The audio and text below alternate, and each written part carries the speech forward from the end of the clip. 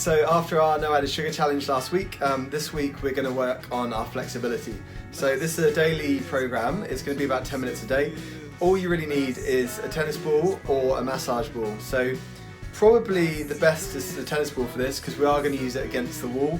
I've used this before and it's indented a little bit. But if you've only got a massage ball, then that's cool.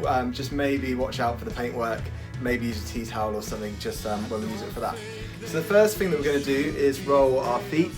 So basically with foam rolling, whether we're using tennis ball or roller, general rule is if it's fleshy, it's good. So we're looking for just below the balls of the feet. Hopefully you don't have too good a view of my blister there. But yeah, anywhere from the balls down to the heel. So it's plantar fascia here, just giving that a good roll out. You can also go behind the big toe. So very simple, all we do, pop the ball under the foot, put a little bit of weight through that leg. And with foam rolling, what I prefer to do is you have a little dig around, a little bit of general movement, and then when you find a tight spot, so for me particularly on the inside of the foot, just hold that position 20 seconds or so, and then you go around looking for somewhere else. So generally try and find 4 or 5 spots and then move on to the other foot. Like I said, you can sometimes as well get just behind the big toe. If that's tight, that can be quite a nice relief actually. So that's the first one, that's how we're going to start.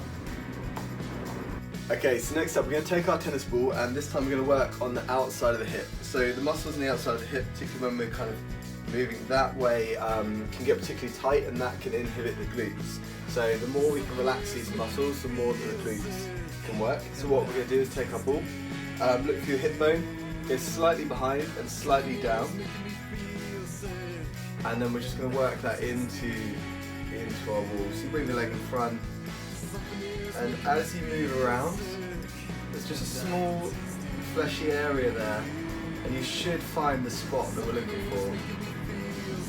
So I can fit it right there. It's actually quite a nice release. Just hold, and again, just look, see if there's another point. There might be a bit of a sharp kind of pain there. That's kind of what we're looking for this point. So make sure you're not on the hip bone, but just behind. And then we go on to the other side.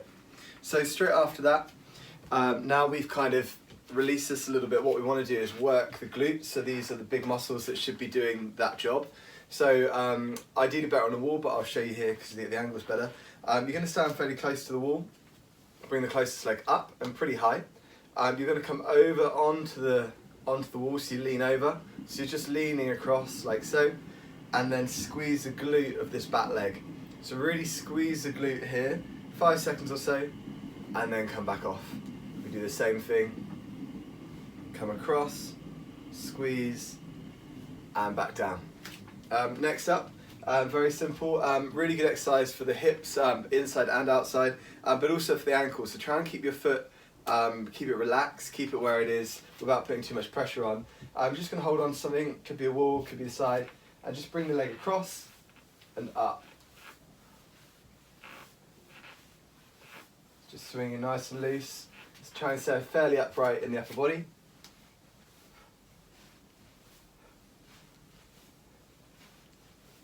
Good. So next up we're going to do wall slides, which I'll put a video in from outdoor where you can see me doing it on the wall. But you can also do this exercise on the floor. Essentially what you do is the elbows come up out to the side, and you're going to bring the elbows down and up. But the thing that's the difficult part of it is you need to keep your hands flat. So if you are doing it against the wall, your heels need to be flat to the wall, your bum, elbows and palms. So that can be quite hard flexibility wise, and you'll find yourself maybe arching a little bit. Try and draw your back into the wall as much as you can.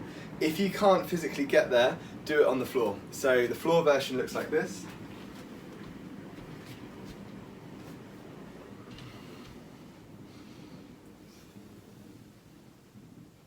So same as standing, you're just sliding the elbows forward and back. So I'm trying to bring them back as far as I can,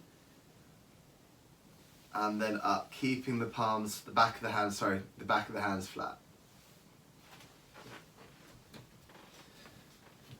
So the reason that exercise is so good is that it really works the back of your shoulders. So it opens up the chest, works the back of your shoulders, also the muscles in around the shoulder blades, which get particularly weak from being stretched all the time. So the more we can do that, the better for our shoulder health. I said there's 7 parts. For this bit, we're going to combine 3 different movements, but it's all a form of split squat, so I've put that all together. So the first one is our standard split squat. So we're on the ball of the back foot, knees and hips are in line, dropping down just off the floor. So really good strengthener, but also really good for opening up the hips. So just from the side, this way, just off the floor, not quite touching, back up, straightening both legs, back down. That's the first movement. We'll do 5 to 10 of those. Second movement, exactly the same, but we go laterally, so sideways, and then over to the other side. So we go down, a little bit of hold, and you see here I'm keeping my feet flat. So the feet are forwards, maybe slightly out to the side. Knee comes in line with the toe, so as long as that's lined up, that's the main thing. Little bit of hold, soaking up the weight here. The last one's slightly different.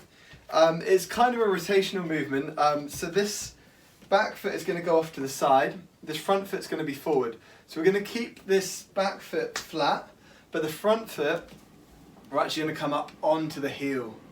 So we come forward, down onto the heel. And what we get here is a little bit of hamstring stretch and movement through there. So again, 5 to 10, we change it over. So this back foot stays flat, off to the side. If you used to Warrior 2 in yoga, it's that same kind of foot pattern.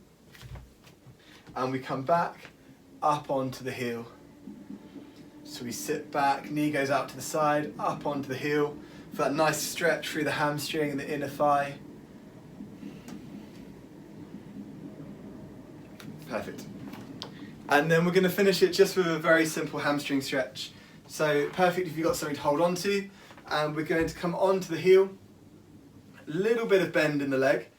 And we're going to use that something to lean onto if it's there, to just gently rock back through the hips, getting that stretch in the hamstring.